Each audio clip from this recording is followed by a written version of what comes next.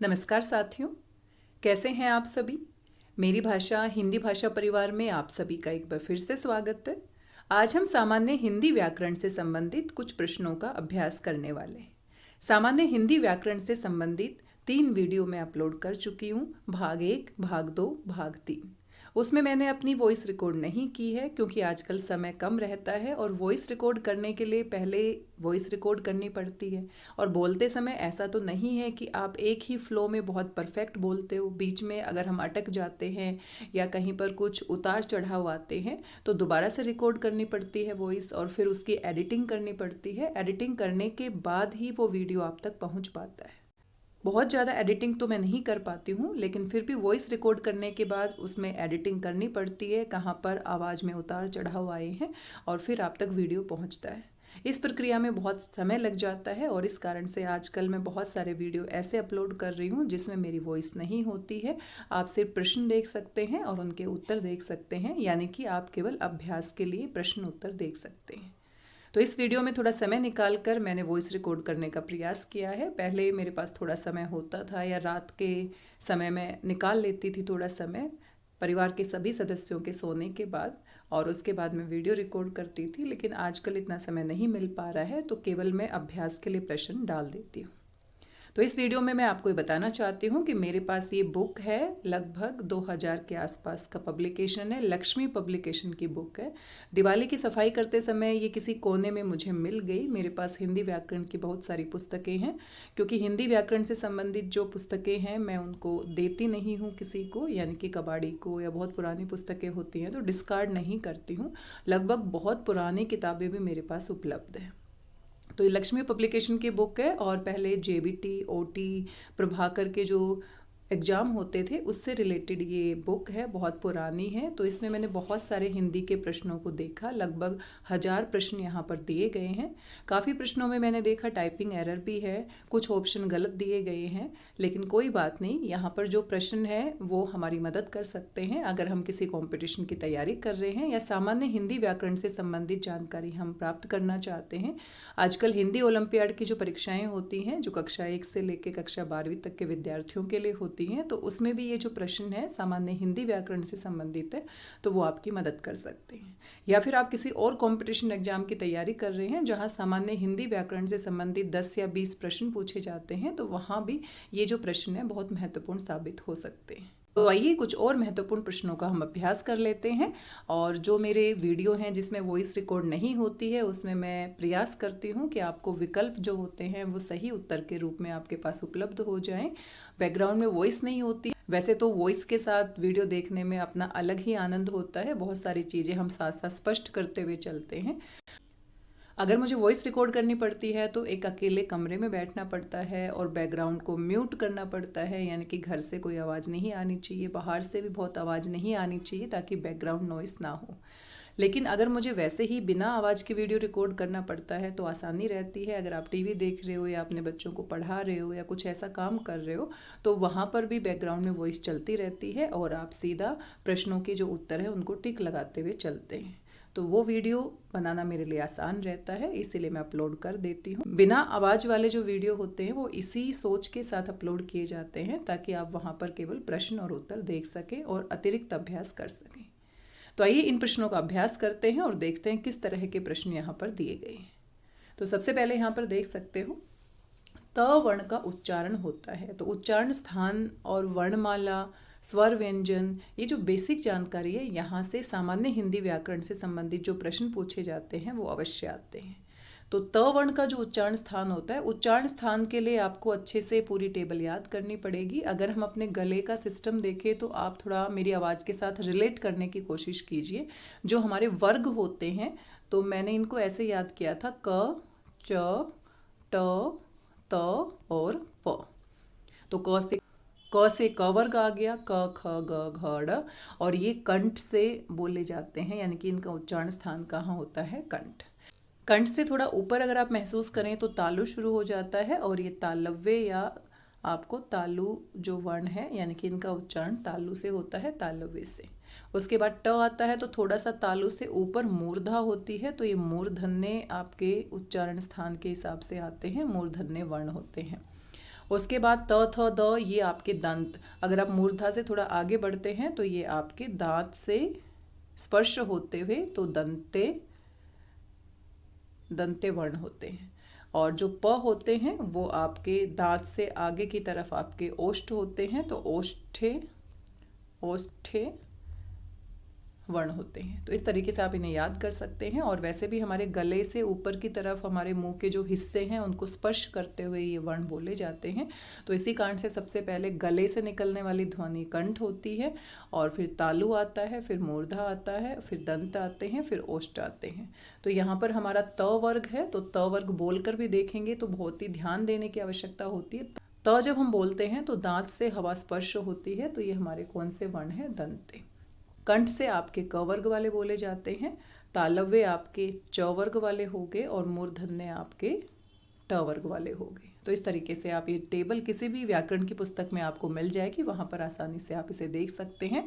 और प्रतियोगी परीक्षाओं में बार बार इस तरह के प्रश्न पूछे जाते हैं। मानसिक रोग के लिए एक शब्द, बहुत ही महत्वपूर्ण शब्द है, ये भी बार बार परीक्षाओं में पूछा जाता है। मानसिक रोग जो होता है उसको हम आधि कहते हैं, और व्याधि क्या होता है? शारीरिक रोग। शरीर में अगर कोई रोग हो जाता है तो शारीरिक जो रोग होता है उसको व्याधि कहते हैं।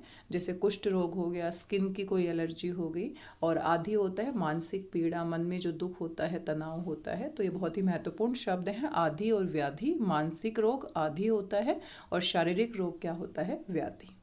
निबंध में से भिन्न शब्द बताइए, यानी कि ओड वन आउट आपको बताना है। 3 शब्द एक जैसे हो सकते हैं, एक ही वस्तु से संबंधित हो सकते हैं, और बाकी एक शब्द आपका अलग होगा। तो भारती हम सरस्वती को कहते हैं, यानी कि भगवान शिव से संबंधित शब्द है। रुद्र भी भगवान शिव से संबंधित है, और हर भी भगवान शिव से संबंधित है। तो यहाँ पर भारती शब्द ओड वन आउट हो जाएगा, यानी कि पहला विकल्प क्या होगा? सही। देश की सामाजिक समस्या के लिए लिखा गया निबंध। तो निबंध जो होते हैं उनके अनेक प्रकार होते हैं। यहाँ पर 4 प्रकार आप देख सकते हैं। विवरणात्मक निबंध होते हैं, जिसमें किसी भी बात के विषय में, किसी भी टॉपिक के विषय में पूरा विवरण दिया होता है, विस्तार से बताया होता है। विचारात्मक निबंध होते हैं, जिसमें किसी बात के ऊपर अपने विचार प्रस्तुत किए जाते हैं। कथनात्मक जो होते हैं उसमें किसी बात को बताया जाता है। और समस्यात्मक निबंध विशेष रूप से समस्याओं को हाईलाइटेड करके लिखे जाते हैं। तो यहाँ नाम से ही पता चल रहा है, यहाँ नाम से ही पता चल रहा है कि देश की समस्या को उठाने के लिए जो निबंध लिखे जाएंगे वो क्या होंगे? समस्यात्मक। री कौन सा स्वर है? तो स्वर के अलग अलग भेद होते हैं, और ये हमारा हिर्स स्वर में आता है, क्योंकि इसको बोलने में बहुत कम समय लगता है। अ, छोटी ई, छोटा ऊ, और री, ये हमारे क्या होते हैं? हिर्स स्वर होते हैं। दीर्घ स्वर में ज़्यादा समय लगता है, 2 मात्राओं का समय लगता है। जैसे कि आ होता है, बड़ी ई होती है, बड़ा ऊ होता है, ए होता है, ए होता है, ओ होता है, और औ होता है। तो ये आपके दीर्घ स्वर होते हैं। प्लुत स्वर जो होते हैं वो हिंदी भाषा में इतने प्रयोग नहीं किए जाते। जैसे हम किसी को संबोधित करते हैं, राम को संबोधित करते हैं, तो कुछ इस तरीके से राम उच्चारण करते हैं, संबोधन करते हैं। तो ये प्लुत स्वर होता है, जिसमें बहुत अधिक समय लगता है। और यहाँ पर सबसे सही विकल्प क्या होगा? ए। घी के दिए जलाने का अर्थ क्या होता है? घी के दिए जलाना मुहावरा है, इसका अर्थ होता है बहुत अधिक खुशियाँ मनाना। घी के दिए जलाना, तो यहाँ पर जो सबसे सही विकल्प दिया गया है वो है खुशी से भरना, यानी खुशी मनाना। आप यहाँ पर देख सकते हैं 1998 का ये प्रश्न पत्र है। तो ये जो बुक है 2000 पब्लिकेशन की है, और उससे पहले के जो प्रश्न पत्र हैं वो हल किए गए हैं। तो ये 1998 का प्रश्न पत्र है, प्रीवियस ईयर प्रश्न पत्र। संधि के कितने भेद होते हैं? तो संधि के मुख्य रूप से 3 भेद होते हैं, स्वर संधि, व्यंजन संधि, और विसर्ग संधि। मनोकामना बहुत ही महत्वपूर्ण शब्द है, बार बार परीक्षाओं में पूछा जाता है। इसकी संधि जब हम करते हैं तो विसर्ग संधि का उदाहरण है मनय जमा कामना, और ये जो विसर्ग होता है वो ओ की मात्रा में परिवर्तित हो जाता है। तो यहाँ पर मनय जमा कामना, यानी कि दूसरा विकल्प क्या है? सही है। दारू शब्द क्या है? तो दारू जो है इसको मिसअंडरस्टूड नहीं करना है। अगर बड़े ऊ की मात्रा लगाते हैं तो शराब वाला दारू आप कह सकते हैं, लेकिन यहाँ पर र पे छोटे ऊ की मात्रा लगी है, और ये लकड़ी से संबंधित है। देव दारू वृक्ष से संबंधित है, लकड़ी से संबंधित है। तो यहाँ पर सही विकल्प क्या होगा? लकड़ी। देवदारू के वृक्ष होते हैं, तो देवदारू में जो पीछे दारू शब्द है वो लकड़ी से संबंधित है, वृक्ष से संबंधित है। शब्द में प्रत्यय कहाँ लगते हैं? तो प्रत्यय हमारे शब्द के पीछे लगते हैं और उपसर्ग जो होते हैं वो शब्द के आगे लगते हैं, तो अंत में यानी कि पीछे। भलाई शब्द में प्रत्यय है, तो भलाई में भला आपका मूल शब्द है और ई आपका क्या है? प्रत्यय। राम पुस्तक पढ़ने के लिए अध्यापक के पास गया, इसमें कौन सा वाक्य है? तो राम पुस्तक पढ़ने के लिए अध्यापक के पास गया, तो ये सरल वाक्य है, यहाँ पर कोई भी योजक नहीं है। राम पुस्तक पढ़ने के लिए अध्यापक के पास गया, सरल वाक्य। रचना के आधार पर वाक्य के 3 भेद होते हैं, सरल वाक्य, संयुक्त वाक्य और मिश्र वाक्य। काल के कितने भेद होते हैं? तो काल के मुख्य रूप से 3 भेद होते हैं, भूतकाल, वर्तमान काल और भविष्य काल। मैं हंसती हूँ का बहुवचन है, तो मैं से हम बन जाएगा, हम हंसती हैं। तो बहुत सारी लड़कियां हैं, तो हम हंसती हैं। तो कौन सा सबसे सही विकल्प है? ह के ऊपर बिंदु भी लगेगा बहुवचन में, तो ये आपका बी विकल्प है। सर्वनाम के भेद होते हैं, तो सर्वनाम के मुख्य रूप से 6 भेद होते हैं और ये आपका चौथा विकल्प सही है। कर्ण शब्द का तद्भव है, तो तद्भव क्या होता है? संस्कृत भाषा से थोड़े से परिवर्तन के बाद हिंदी में जो शब्द आते हैं उनको हम तद्भव कहते हैं। तो कर्ण आपका तत्सम है, संस्कृत का शब्द है और कर्ण से क्या बनता है? कान बनता है, तो ये आपका सी विकल्प सही है। लकड़ी शब्द क्या है? लकड़ी शब्द क्या है? तो रूढ़ शब्द, यौगिक शब्द और योगरूढ़ शब्द। रूढ़ शब्द होता है जिसका अपना पूर्ण अर्थ निकलता है, जिसके हम बाकी टुकड़े नहीं कर सकते हैं। यौगिक शब्द क्या होता है? जो 2 शब्दों के मेल से बनता है और दोनों शब्दों के अपने अलग अर्थ भी निकलते हैं, जैसे विद्या जमा आल्य, विद्यालय। योगरूढ़ शब्द में क्या होता है? किसी विशेष अर्थ को प्रकट किया जाता है, जैसे नीलकंठ। तो नीलकंठ जो शब्द है वो भगवान शिव के लिए या मोर के लिए हम प्रयोग करते हैं। तो लकड़ी जो होता है वो रूढ़ शब्द है, लकड़ी का अपना अर्थ है, इसके हम बाकी टुकड़े नहीं कर सकते हैं, तो ये क्या है? रूढ़ शब्द। पाठशाला अगर आता तो यौगिक हो जाता, पाठ जमा शाला। तो पाठ का अपना अर्थ है, शाला का अपना अर्थ है, और अगर कोई तीसरे अर्थ को प्रकट करने वाला, जैसे गजानन हो गया, नीलकंठ हो गया, रावण हो गया, तो इस तरह के जो शब्द होते हैं वो किसी विशेष अर्थ को प्रकट करते हैं, तो वो योगरूढ़ होते हैं। निम्न में शुद्ध वाक्य कौन सा है? तो शुद्ध वाक्य में व्याकरण की दृष्टि से आपको देखना है कि वाक्य में कौन सी चीज़ पहले आनी चाहिए, कौन सी बाद में आनी चाहिए। तो यहाँ पर ध्यान से आप पढ़ लीजिए सभी विकल्प को। रमेश ने सड़क पर चलते हुए काला सांप देखा, सबसे सही विकल्प कौन सा है? सी। रमेश ने काला सांप देखा सड़क पर चलते हुए, तो इसमें आगे पीछे सीक्वेंस ब्रेक कर दी है। सड़क पर चलते हुए तो ये आगे नहीं आना चाहिए। सांप ने चलते हुए सड़क पर रमेश देखा, ये तो बहुत ही गड़बड़ कर दी है। तो सबसे सही विकल्प क्या है? सी। बड़े ही आसान होते हैं, थोड़ा सा ध्यान से विकल्प पढ़ते हैं तो आप इसे पहचान जाएंगे। आगे आपका है पार्श्व शब्द का वर्ण विच्छेद। तो वर्ण विच्छेद हिंदी ओलंपियाड में भी पूछे जाते हैं और बाकी परीक्षाओं में भी पूछ लिए जाते हैं। तो जैसे हम इसको बोलते हैं वैसे ही हम इसे लिखेंगे। तो पार्श्व में आप देखो प आधा आएगा, फिर आ की मात्रा लगी है और पा र पहले बोला जाएगा। तो ये जानबूझ के ऐसा शब्द दिया गया है क्योंकि हमें देखने में श जो है वो पहले दिख रहा है, लेकिन र पहले बोला जा रहा है। तो यहाँ पर र, और ये रेफ वाला र होता है जो आधा होता है, इसमें अ नहीं होता है, और इसके बाद आपका श आएगा, ये भी आधा है, और फिर व आएगा और फिर आपका अ आएगा। तो ये सही वर्ण विच्छेद होगा। तो यहाँ पर आप देख लीजिए, पहले विकल्प में प और आ और फिर र, फिर श, फिर व और फिर अ। तो पहला ही विकल्प क्या है? सही है। जो शब्द संस्कृत से परिवर्तित होकर हिंदी में आते हैं तो थोड़े से परिवर्तन के बाद जो आते हैं वो तद्भव होते हैं, और बिना परिवर्तन के आते हैं वो तत्सम होते हैं। देसी भाषाओं से स्थानीय भाषाओं से जो लिए जाते हैं वो देशज या देशी शब्द होते हैं, और दूसरी भाषाओं से विदेशी भाषाओं से लिए जाते हैं वो विदेशज होते हैं। पुष्प शब्द कौन सा है? तो पुष्प जो है वो संस्कृत का है, और संस्कृत का है, बिना किसी परिवर्तन के हिंदी में भी प्रयोग किया जाता है, तो ये क्या है? तत्सम। निम्न में स्त्रीलिंग कौन सा सत्य है? तो स्त्रीलिंग में आप देखिए जरा कौन सा सही लिखा गया है। हलवाइन, वाइन गलत लिखा हुआ है, हलवाइनी नहीं होता, हलवाइन होता है। हलवाई की पत्नी हलवाइन, इस तरीके से हम लिखेंगे। धोबिन में मात्रा गड़बड़ लगी हुई है, धोबिन में ब पे छोटी की मात्रा लगेगी, धोबी धोबिन। ठकुराइन में भी मात्रा गलत है, ठकुराइन में छोटी ई आएगी, ठकुराइन। और लोहारी नहीं होता, वैसे गांव में हम लोहार लोहारी बुलाते हैं, लेकिन ये शुद्ध शब्द क्या होगा? लोहारिन, लोहार की पत्नी लोहारिन। लेकिन यहाँ पर कोई भी विकल्प सही नहीं है, तो यहाँ पर प्रश्न में गड़बड़ है और इसीलिए यहाँ पर सही विकल्प नहीं है, क्योंकि सही वाला पूछा गया है तो सभी में गड़बड़ की हुई है इन्होंने। तो ऐसा पेपर में भी आ जाता है, आपको परेशान होने की ज़रूरत नहीं है। मैं हमेशा कहती हूँ कोई भी पुस्तक आप पढ़ते हैं तो ज़रूरी नहीं सब कुछ उसमें सही लिखा हो, टाइपिंग एरर हो जाती है। इंटरनेट पे भी आप कोई भी जानकारी देखते हैं तो ज़रूरी नहीं वहाँ पर सब कुछ आपको सही मिले। गूगल पर भी आप सर्च करते हैं तो बहुत सारी जानकारी हमें गलत मिलती है, क्योंकि वहाँ पर भी इंसान ही अपलोड करते हैं और इंसानों से गलती हो सकती है। इसीलिए कोई भी जानकारी आप पुस्तक से पढ़ते हैं या इंटरनेट से सर्च करते हैं या यूट्यूब पर आप देखते हैं या किसी भी प्लेटफॉर्म पे देखते हैं तो उसको वेरीफाई करना बहुत ज़रूरी है। कई बार मुझसे भी कुछ गलतियाँ हो जाती है, फिर वीडियो अपलोड हो जाता है और वो गलतियाँ वहीं पर रह जाती हैं। वीडियो को या तो डिलीट किया जाए या फिर कमेंट बॉक्स में हम उसके बारे में डिस्कस करते रहते हैं। तो वेरीफाई करना बहुत ज़रूरी है। आंख बंद कर आप किसी भी प्लेटफॉर्म पर भरोसा नहीं कर सकते हैं। कहने का ये मतलब है गलती किसी से भी हो सकती है। तो यहाँ पुस्तकों में भी बहुत सारी गलतियाँ हो जाती है, बल्कि फाइनल जो पेपर आता है उसमें भी टाइपिंग एरर आप देख सकते हो। चलिए आगे बढ़ जाते हैं। राम ने रोहन को चाकू घोंप दिया में कौन सा कारक है? तो रोहन को रेखांकित किया गया है। रोहन को यानी कि कर्म कारक है। राम ने कर्ता हो गया और चाकू से यानी कि ये आपका करण कारक हो गया। निबंध में शुद्ध वाक्य कौन सा है? तो शुद्ध वाक्य आप देख सकते हैं, ध्यान से पढ़ लीजिए। हम हमारे घर जा रहे हैं, हम अपने घर जा रहे हैं। सबसे सही कौन सा है? हम अपने घर जा रहे हैं, हम अपने घर जा रहे हैं, सबसे सही वाक्य है। पद्मावत की रचना किस भाषा में हुई है? तो ये हिंदी साहित्य से संबंधित प्रश्न है। उस समय ये प्रश्न पूछे जाते होंगे। तो पद्मावत बहुत ही प्रसिद्ध रचना है मलिक मोहम्मद जायसी जी की, और ये अवधी भाषा में लिखी गई है। आधुनिक गद्य का जन्मदाता व संरक्षक किसे कहा जाता है? तो गद्य विधा का जन्मदाता भारतेंदु हरिश्चंद्र जी को कहा जाता है।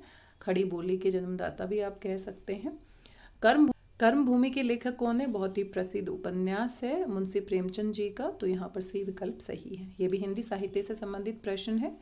वे बेर खाती थी, वे बेर खाती है। वैसे ये जो उदाहरण है इस तरीके से है, वे 3 बेर खाती थी, वे 3 बेर खाती है। तो यहाँ पर आपका क्या है? यमक अलंकार है, क्योंकि बेर जो है ये 2 बार प्रयोग किया गया है और दोनों बार इसके अर्थ अलग हैं। बेर का मतलब होता है समय और एक बेर का मतलब क्या होता है? खाने का फल। कुछ लीटर दूध दो में रेखांकित शब्द किस सर्वनाम का भेद है? तो कुछ क्या होता है? निश्चित जानकारी नहीं है, अनिश्चयवाचक सर्वनाम है। बाहर आकर खेलो रेखांकित शब्दों में क्रिया विशेषण कौन सा है? तो बाहर आकर खेलो, खेलो कहाँ आकर खेलो? बाहर। तो कहाँ आपका क्या है यहाँ पर? स्थानवाचक क्रिया विशेषण। तो बाहर आपका क्या है? क्रिया विशेषण शब्द। बाहर आपका क्या हो जाएगा? क्रिया विशेषण। क्रिया की विशेषता बता रहे हैं। बाहर शब्द क्रिया की विशेषता बता रहा है। कौन सी क्रिया की? खेलो। आगे आप यहाँ पर देख सकते हैं सोशल स्टडी से संबंधित प्रश्न है, यानी कि ये प्रश्न पत्र है 1998 का, और वहाँ जो जेबीटी में प्रश्न पूछे जाते थे तो उसमें मैथ के सवाल भी, रीजनिंग के सवाल भी, इंग्लिश के सवाल, हिंदी के सवाल, सोशल स्टडी से संबंधित सवाल, सारे पोर्शन से सवाल पूछे जाते थे। तो मैंने सिर्फ हिंदी के जो प्रश्न है वो आपके साथ साझा किए हैं। जायसी ने पद्मावत किस भाषा में लिखा है? तो अभी ये प्रश्न पूछा गया था। तो जायसी ने पद्मावत अवधी भाषा में लिखा है। बहुत ही प्रसिद्ध उनकी रचना है। निबंध में कौन सा वाक्य सही है? तो सही वाक्य की आपको पहचान करनी है। मैं तुम्हारे घर गया था, आप वहाँ नहीं थे। तो तुम्हारे घर गया था, तो तुम्हारे यानी कि तुम वहाँ नहीं थे, आप नहीं आना चाहिए। हम हमारे देश के लिए जान दे देंगे, तो हम अपने देश के लिए, तो अपने आना चाहिए। आप बैठिए, मैं आपके लिए पानी ले आऊँ। आप बैठिए और मैं आपके लिए पानी ले आऊँ, ये सही लग रहा है। तुम्हारे से कोई काम नहीं हो सकता, तुमसे कोई काम नहीं हो सकता। तो सबसे सही विकल्प क्या है आपका? तीसरा। वह मकान खाली है, तो वह के नीचे रेखांकित किया गया है। वह मकान खाली है, तो वह के नीचे रेखांकित किया गया है। वैसे यह वह आपके सर्वनाम होते हैं, लेकिन ध्यान से इसको पढ़िए। वह मकान, मकान की विशेषता बताई जा रही है। कौन सा मकान? वह मकान। तो ये सार्वनामिक विशेषण है, तो विशेषण यहाँ पर सही विकल्प होगा। आप सर्वनाम के साथ कंफ्यूज हो सकते हैं। उन्होंने का मूल सर्वनाम रूप है। तो उन्होंने यानी कि वे, बहुत उन्होंने का मूल सर्वनाम रूप है, तो वे बहुत सारे लोगों से उन्होंने बनता है। तो यहाँ पर आपका कौन सा विकल्प सही है? चौथा विकल्प सही है। निम्नलिखित में से कौन सा शब्द सही लिखा गया है? तो सही लिखा गया है शुद्ध वर्तनी वाला शब्द आपसे पूछा गया है। तो लिपि जो है उसको हमें, लिपि को इस तरीके से लिखा जाता है, दोनों मात्राएं छोटी आती है। निधि में भी दोनों मात्राएं छोटी आती हैं। राशि बिल्कुल सही लिखा गया है। और समिति में भी दोनों मात्राएं छोटी आती हैं। समिति अंग्रेजी में अगर हम समझना चाहें तो कमेटी होती है। तो कमेटी में भी आप देखो बार बार पेपर में पूछा जाता है, इसकी जो स्पेलिंग होती है कुछ इस तरीके से होती है, तो यानी कि डबल एम डबल टी और डबल ई आता है। तो उसी को हिंदी में हम समिति कहते हैं। समिति यानी कि कुछ लोगों का समूह जो कोई विशेष कार्य के लिए चुने जाते हैं। कौन सा शब्द बहुवचन है? तो बहुत सारे शब्द ऐसे होते हैं जिसमें हमें कन्फ्यूजन हो सकता है। जैसे जनता जो होता है वो जनता आपका एक वचन में आता है।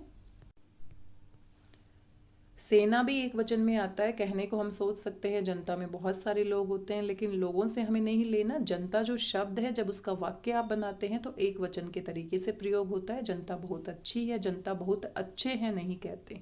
सेना में भी बहुत सारे सैनिक होते हैं। सेना शब्द का जब हम वाक्य में प्रयोग करते हैं तो वो एक वचन के तरीके से प्रयोग होता है। सेना बहुत मजबूत है। हवा का भी एक वचन, हवा भी एक वचन के रूप में प्रयोग होती है। और हस्ताक्षर जो होता है वो बहुवचन के रूप में प्रयोग होता है। हस्ताक्षर कर दिए, आपने हस्ताक्षर कर दिए। बहुत सारे हस्ताक्षर नहीं है, एक ही है, लेकिन फिर भी वाक्य में प्रयोग करते हैं तो बहुवचन के तरीके से करते हैं। तो ये जो प्रश्न है एक वचन बहुवचन वाले या स्त्रीलिंग पुल्लिंग वाले, ये बार बार पूछे जाते हैं। तो इसमें व्याकरण की दृष्टि से आपको देखना होता है कि किस तरीके से हम इसको समझें। वाक्य में प्रयोग करके आपको पता लगेगा कि एक वचन के तरीके से वाक्य बना है या बहुवचन के तरीके से वाक्य बना है। निम्नलिखित में से अन्य से भिन्न है, यानी कि ओड वन आउट आपको बताना है। तो उर्दू, हिंदी और संस्कृत ये तीनों भाषाएं हैं। और देवनागरी क्या है? लिपि है। तो लिपि है यानी कि ओड वन आउट आप कह सकते हैं, अलग है। अलग, बाकी तीन विकल्प से अलग है। ये लिपि का नाम है, बाकी भाषाएं हैं। बाहर आकर खेलो में क्रिया विशेषण है। तो आकर खेलो कहाँ? बाहर। तो ये अभी भी आया था। तो बाहर आपका क्या है? स्थानवाचक क्रिया विशेषण। महेश का संधि विच्छेद, तो महाजमा एश बहुत ही महत्वपूर्ण शब्द है, ये भी बार बार पूछा जाता है। महेश, तो ये गुण स्वर संधि का उदाहरण है। ब्रह्म का अर्थ नहीं है, तो यानी कि ब्रह्म को हम ईश्वर भी कह सकते हैं। परमात्मा, देवता के लिए भी प्रयोग किया जाता है। शब्द जो है वो ब्रह्म नहीं होता। रचना की दृष्टि से वाक्य के भेद होते हैं। तो रचना की दृष्टि से वाक्य के 3 भेद होते हैं और अर्थ की दृष्टि से वाक्य के 8 भेद होते हैं। वह बहुत अच्छा गाती है, तो बहुत अच्छा गाती है रेखांकित शब्द क्या है? तो अच्छा तो क्या है? विशेषण है। और अच्छा की भी विशेषता है कि बहुत अधिक मात्रा में अच्छा गाती है, तो ये क्या है? प्रविशेषण। तो ऐसे सवाल बार बार पूछे जाते हैं। प्रविशेषण में हम थोड़ा परेशान हो जाते हैं। तो विशेषण जो विशेषता बताते हैं संज्ञा या सर्वनाम की, और जो विशेषण की भी विशेषता बताते हैं उसे हम क्या कहते हैं? प्रविशेषण। पेड़ से फल धरती पर गिरा रेखांकित शब्द है। पेड़ से फल धरती पर गिरा, तो पेड़ से फल अलग हो गया है, तो ये आपका क्या है? अपादान कारक। सर्वनाम के भेद होते हैं, तो ये दोबारा से पूछ लिया गया है। 6 भेद होते हैं। एक लघुतम सरल वाक्य में होना आवश्यक है। तो एक छोटा सरल वाक्य जो होता है उसमें क्या होता है? कर्ता और क्रिया, कर्ता और कर्म, कर्ता क्रिया और कर्म, कर्म तथा कर्ण। तो कर्ता और क्रिया तो होना ही चाहिए, जो बिल्कुल आवश्यक है। कर्म हो भी सकता है और नहीं भी हो सकता, तो पहला विकल्प क्या है? सही है। निम्नलिखित में से कौन सा उच्छिप्त वर्ण कहलाता है? तो उच्छिप्त वर्ण ये भी परीक्षाओं में बार बार पूछे जाते हैं। जो आपका ड़ और ढ ये उच्छिप्त होते हैं, और बाकी जो अंग और अह होते हैं ये आयोगवा होते हैं, और ये आपका संयुक्त व्यंजन है। तो उच्छिप्त में क्या आएगा? ढ। निम्नलिखित में से ऊष्म वर्ण किसे कहते हैं? तो ऊष्म वर्ण हमारे 4 होते हैं। जब इनका उच्चारण करते हैं तो मुंह के साथ घर्षण उत्पन्न होता है। तो ये आपके होते हैं श, श, स और ह।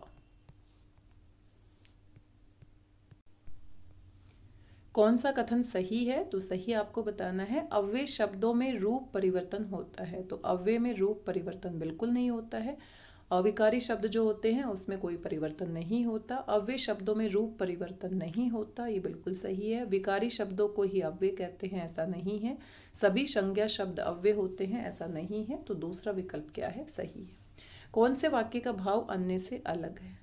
वृक्ष कभू नहीं फल बखे, नदी ने संचे नीर, सर्वे भवन्तु सुखिने, सर्वे संतु निरामे। वही मनुष्य है जो मनुष्य के लिए मरे, मनुष्य लाख संभलने पर भी गिरता है। तो यहाँ पर परोपकार की बात की गई है। जो पेड़ होते हैं वो अपने फल नहीं खाते हैं, नदी अपना पानी खुद नहीं पीती है, दूसरों के लिए होते हैं। सर्वे भवन्तु सुखिने, सर्वे संतु निरामे, सभी सुखी रहें, तो यानी कि दूसरे की भलाई की बात की गई है। वही मनुष्य है जो मनुष्य के लिए मरे, तो ये दूसरों की भलाई की बात की गई है। और मनुष्य लाख संभलने पर गिरता है, तो यहाँ पर इसका जो अर्थ है सबसे अलग है। चौपाया शब्द समास है, तो चौपाया में पहला पद संख्यावाची है, 4 पायों का समाहार, तो ये आपका क्या हो जाएगा, दिगु।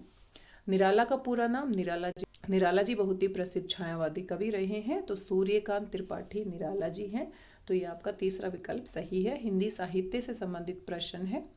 आगे है, वाच्य की दृष्टि से कौन सा वाक्य अलग है।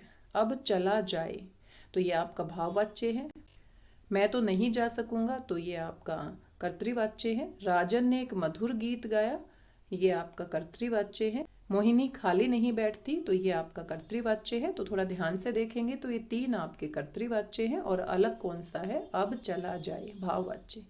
रहीमन पानी राखिए, बिन पानी सब सून, पानी गए न उबरे, मोती मानुस चून। तो बहुत ही महत्वपूर्ण उदाहरण है, और इसमें पानी का अर्थ नहीं लिया गया है, तो श्लेष अलंकार का उदाहरण है, और यहाँ पर पानी के अलग अलग अर्थ लिए गए हैं। तो पानी का अर्थ मान सम्मान हम कह सकते हैं। पानी का जो अर्थ है चमक के अर्थ में भी लिया गया है, और पानी का अर्थ जल के अर्थ में भी लिया गया है। तो पानी यहाँ पर धन नहीं है, तो ये श्लेष अलंकार का उदाहरण है। पानी यहाँ धन नहीं है, तो दूसरा विकल्प सही है। हंस पद का प्रयोग होता है अगर हमने वाक्य को लिखते समय बीच में कोई शब्द छोड़ दिया है गलती से, तो इस तरीके से हम उसके ऊपर लिख सकते हैं। तो छूटे हुए शब्द या वाक्यांश को लिखने के लिए हम किसका प्रयोग करते हैं, हंस पद का। ये देखिए अरविंद से शिशु वृंद कैसे सो रहे, तो कौन सा अलंकार है, बहुत ही महत्वपूर्ण उदाहरण है, ये भी बार बार परीक्षाओं में पूछा जाता है, आप समझ ही गए होंगे। अरविंद से शिशु वृंद, तुलना की गई है, उपमा अलंकार है।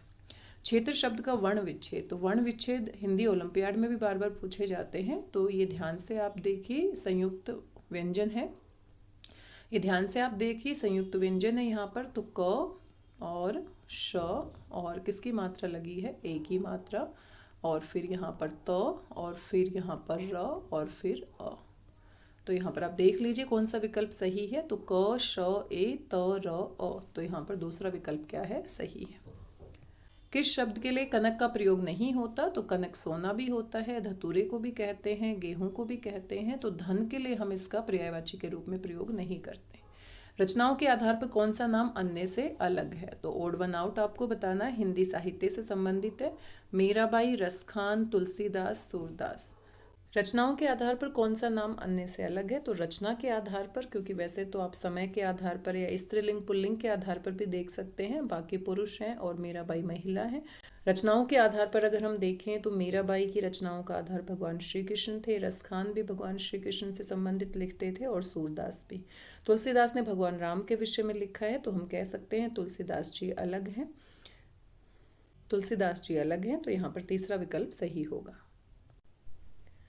कौन सा शब्द अशुद्ध नहीं है, तो थोड़ा ध्यान से पढ़ना है। अशुद्ध नहीं है यानी कि शुद्ध है, तो यहाँ पर जो प्रतिज्ञा है शुद्ध लिखा हुआ है, कृपया में पूरा प आएगा, और सम्मिलित में म के ऊपर छोटे की मात्रा और आएगी, और दुष्परिणाम भी सही लिखा गया है। तो यहाँ पर भी हम टाइपिंग एरर कह सकते हैं, क्योंकि पहला और चौथा दोनों ही विकल्प क्या हैं, सही हैं। तो कुछ प्रश्न ऐसे मिल जाते हैं, और ये बहुत पुरानी पुस्तक है, यहाँ पर भी टाइपिंग एरर आप देख सकते हैं। आज की इस वीडियो में बस इतना ही। आपने देखा कुछ प्रश्नों का हमने अभ्यास किया है, और इससे पहले भी 3 भाग इसके अपलोड में कर चुकी हूँ। मेरे पास कुल लगभग 1000 प्रश्न दिए गए हैं इस पुस्तक में, कुछ में टाइपिंग एरर हो सकती है। तो बाकी जो वीडियो है समय अभाव के कारण मैं कोशिश करूँगी कि उनको प्रश्न उत्तर के रूप में ही डाल दूँ, क्योंकि आवाज़ रिकॉर्ड करना बहुत मुश्किल हो रहा है इस समय। उनको भी मैं बिना वॉइस के ही डाल पाऊँगी, क्योंकि समय आजकल नहीं है। तो बस एक कंटेंट प्रोवाइड करना एक उद्देश्य आप इसे कह सकते हैं। अगर आप तैयारी कर रहे हैं हिंदी ओलंपियाड की या किसी और परीक्षा की, तो आप इसको जस्ट देख सकते हैं कि इस तरह के प्रश्न हैं, इनके उत्तर हैं। और किसी उत्तर में अगर आपको डाउट है या आपको लगता है गलत बता दिया गया है या कोई और शंका है, तो आप कमेंट करके पूछ सकते हैं। मैं पूरी कोशिश करूँगी आपके कमेंट्स के जवाब देने की।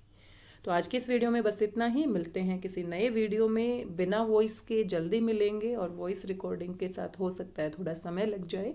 तो तब तक स्वस्थ रहिए, व्यस्त रहिए, मस्त रहिए, और खुश होकर अभ्यास करते रहिए। धन्यवाद, बहुत बहुत धन्यवाद।